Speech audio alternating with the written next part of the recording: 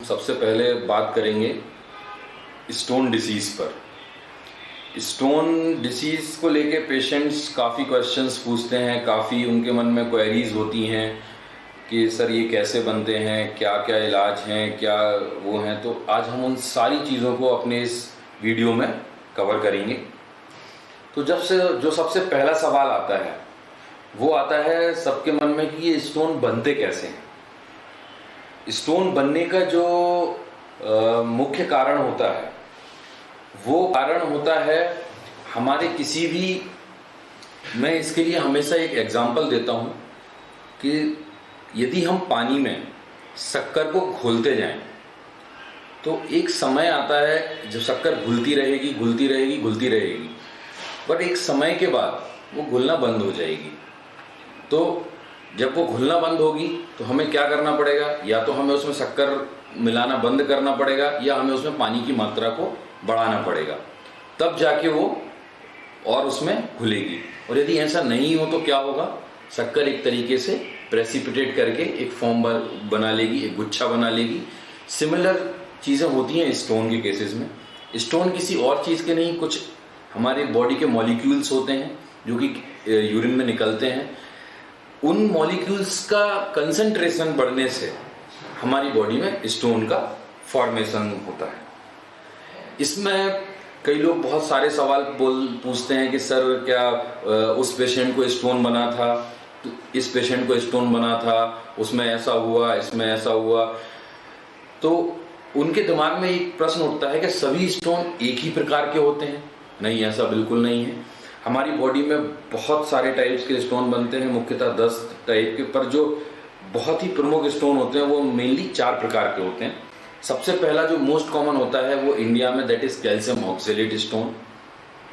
दूसरा होता है that is calcium phosphate stone. तीसरा होता है यूरिक एसिड स्टोन और चौथा होता है सिस्टीन का स्टोन। तो ये 4 टाइप के स्टोन होते हैं और इन स्टोन्स के जो बनने का कारण होता है वो भी अलग अलग लोगों में अलग अलग होता है। इसीलिए सभी में हम ये नहीं कह सकते हैं कि सिमिलर ट्रीटमेंट देना है। जैसे यूरिक एसिड का स्टोन है वो अपना एसिडिक यूरिन में बनता है, कैल्शियम फॉस्फेट का स्टोन है वो अल्कलाइन यूरिन में बनता है, तो दोनों के लिए ट्रीटमेंट सेम नहीं हो सकता है। तीसरा जो सवाल होता है वो लोगों के मन में होता है कि स्टोन्स में क्या क्या सिम्टम्स होते हैं। तो स्टोन का जो सबसे इम्पोर्टेंट सिम्टम है जो मुख्यतः सभी लोगों में प्रेजेंट होता है वो होता है पेन। पेन दाहिनी किडनी का है तो दाहिने फ्लैंक रीजन में पेन होता है, यदि बाइनी किडनी का है तो बाएं फ्लैंक रीजन में पेन होता है। पेन सबसे मोस्ट कॉमन सिम्टम है। उसके बाद यदि उसकी वजह से इन्फेक्शन होता है तो पेशेंट को जो है वो फीवर आता है। अब इसमें जो कई लोगों को ऐसा लगता है कि यदि पहले कभी स्टोन हुआ, सीवियर पेन हुआ, फिर उन्होंने किसी तरीके का ट्रीटमेंट लिया और पेन सबसाइड कर गया तो वो ये मान के चलते हैं कि स्टोन निकल गया। ऐसा बिल्कुल नहीं है। यदि किसी का पेन सबसाइड कर रहा है इसका मतलब ये है कि जिस जगह पे उसका स्टोन है वो जगह ने या तो उसको इस तरीके से अडेप्ट कर लिया है कि अब उसको पेन नहीं हो रहा है, या उसके साइड से यूरिन का पास होना शुरू हो गया है तो इस वजह से उसको पेन नहीं हो रहा है, या फिर तीसरा हो भी सकता है स्टोन निकल गया हो। बट ये सब डिपेंड करता है, इसको मैं आगे के वीडियो में आपको इसके बारे में भी बताऊंगा। चौथा जो सवाल सभी लोग मुझसे पूछते हैं वो होता है साइज का, कि हमारा 7 mm का स्टोन है, 8 mm का स्टोन है, किसी का 5 mm का स्टोन है। और हम देखते भी हैं कि लोग ये सवाल पूछते हैं कि सर उसके 7 mm में आपने ऑपरेट किया था और मेरा तो 6 mm है और 8 mm है और आप इसमें कंजर्वेटिव मैनेजमेंट की सलाह दे रहे हैं। तो इसके लिए जो सबसे ज़रूरी चीज़ है वो ये होती है कि स्टोन का साइज़ जो है वो उस साइज़ का स्टोन किस जगह पे फंसा हुआ है। फॉर एग्जांपल जैसे ये हमारी किडनी है, अब किडनी में अगर यहाँ पे किसी को 8 mm का स्टोन भी बना हुआ है तो वो आप देख सकते हो कि इतनी बड़ी किडनी है जो कि हम बोले 100 mm की किडनी है, उसमें कहीं 8 mm का स्टोन नीचे की तरफ बैठा हुआ है।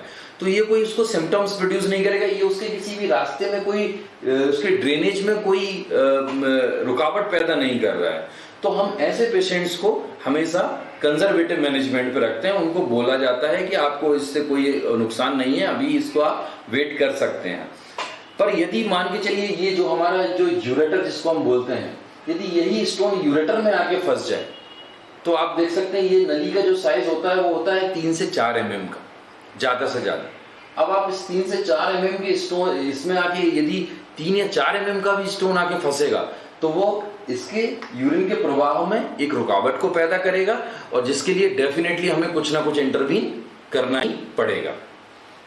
जो पांचवी चीज जो सभी लोग क्वेश्चन पूछते हैं कि स्टोन के लिए क्या दवाइयाँ उपलब्ध हैं, क्या है, तो देखिए दवाइयाँ जैसा कि मैंने आपको बताया स्टोन अलग अलग प्रकार के होते हैं, उसके अकॉर्डिंगली हम दवाई को देते हैं कि जो दवाइयाँ होती हैं वो दवाइयाँ इस तरीके की होती हैं कि किसी भी यदि आदमी में उस मॉलिक्यूल का सिक्रीशन ज़्यादा हो रहा है या उसमें यूरिन का कंसंट्रेशन ज़्यादा है तो सबसे पहला तो हम उसको ज़्यादा पानी पीने की सलाह देते हैं। दूसरी सलाह जो है कि हम चाहते हैं कि जो जितना भी लेवल उसकी बॉडी में यूरिन में निकल के आ रहा है उस मॉलिक्यूल का, तो उसी अमाउंट ऑफ यूरिन में वो मॉलिक्यूल ज़्यादा अच्छे से घुल जाए, डिसॉल्व हो जाए, तो वो स्टोन का फॉर्मेशन को कम करेगा। तो ऐसी दवाइयाँ उपलब्ध हैं जो कि इसके स्टोन के रिकरेंस दोबारा बनने को रोकती हैं। बट मैं यहाँ एक चीज़ बिल्कुल स्पष्ट कर देना चाहता हूँ कि किसी भी तरीके की कोई दवाई आज तक ऐसी नहीं है जो स्टोन को घोल दे। एक बार जो स्टोन बन गया है उस स्टोन को घोलने की दवाई उपलब्ध नहीं है। फिर आता है सर्जिकल ट्रीटमेंट।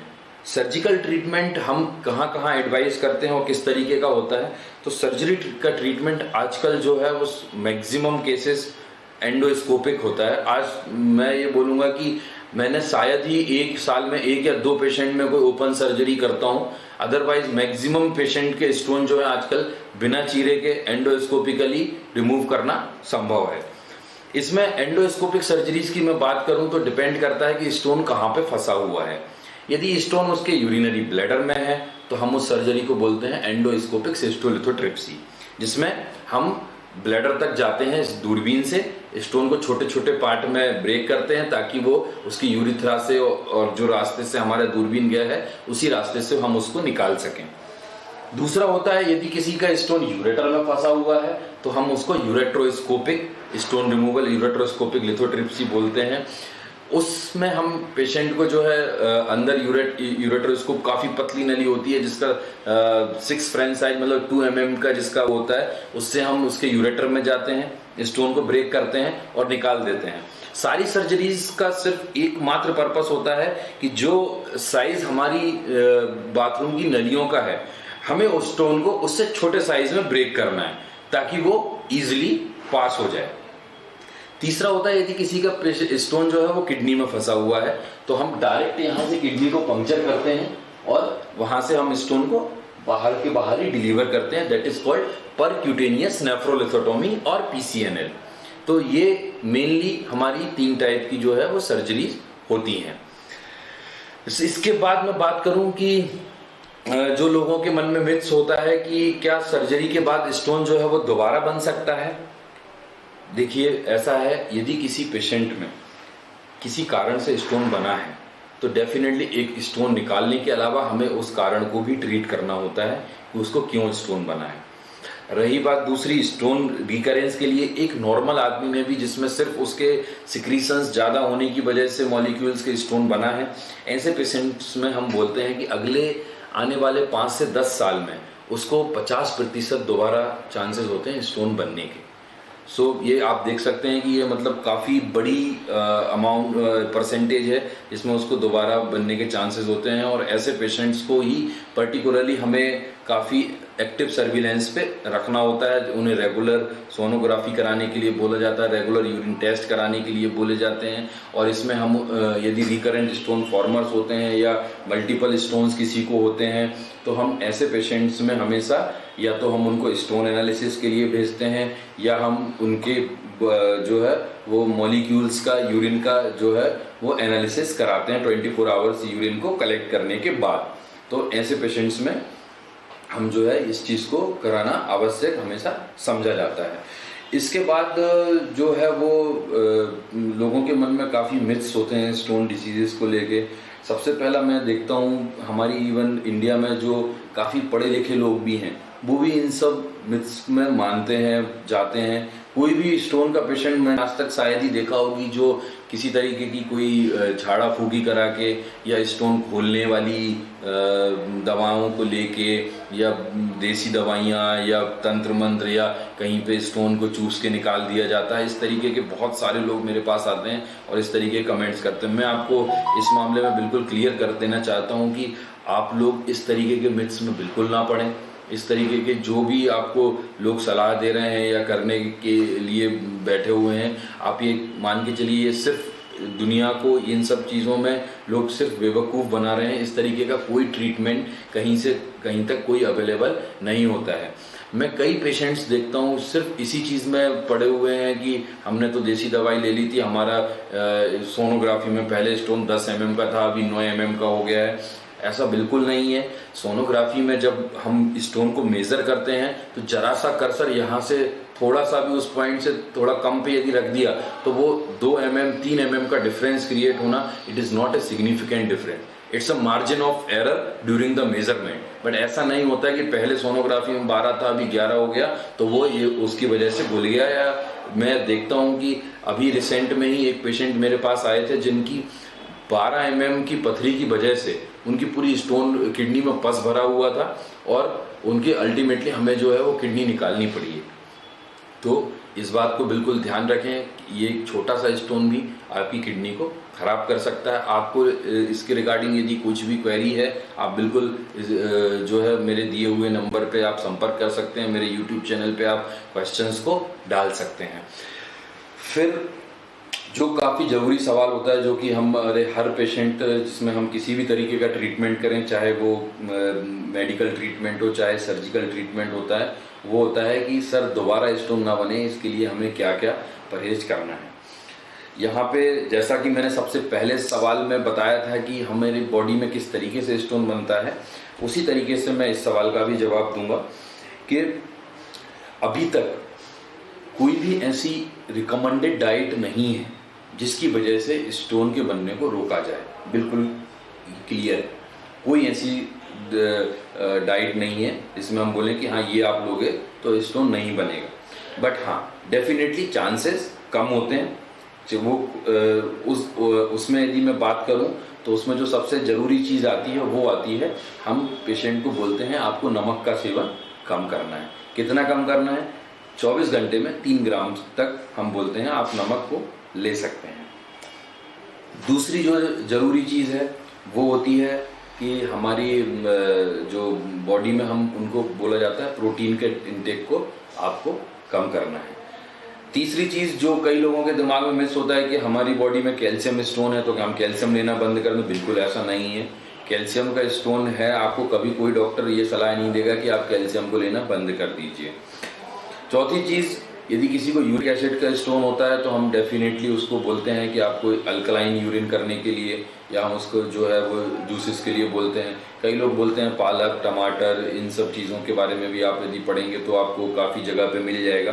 बट हाँ, आपको इस चीज़ की अति नहीं करनी है। बट ये ऐसा कहीं से कहीं तक इन चीज़ों को लेके कोई रिकमेंडेशन नहीं है। एक बहुत ज़रूरी चीज़ जो बहुत सारे हमारे यंग पेशेंट्स आते हैं स्टोन को लेके, वो ये चीज़ पूछते हैं, वो है कि सर बियर पीने से जो है वो हमारे स्टोन का पास हो जाना, या मेरे फ्रेंड ने मेरे को सलाह दी है कि आप बियर पियोगे तो उससे आपका स्टोन जो है वो पास हो जाएगा।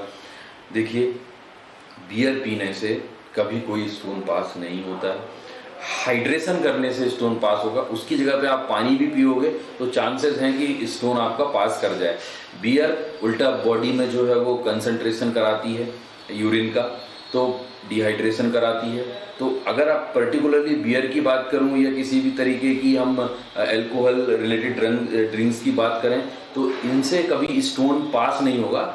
पास डेफिनेटली हाँ, उसकी वजह से किसी को यूरिन लग जाए तो उसकी वजह से हो सकता है, बट वो आपका सेम अमाउंट आप पानी भी पिएंगे तो भी आपके चांसेस उतने ही बने रहेंगे स्टोन को पास होने के। नमस्कार, आप हमारे चैनल को लाइक करें, सब्सक्राइब करें, और यदि आपसे कोई इसके रिलेटेड कोई भी क्वेरी है आप इस चैनल पे बिल्कुल डाल सकते हैं। धन्यवाद।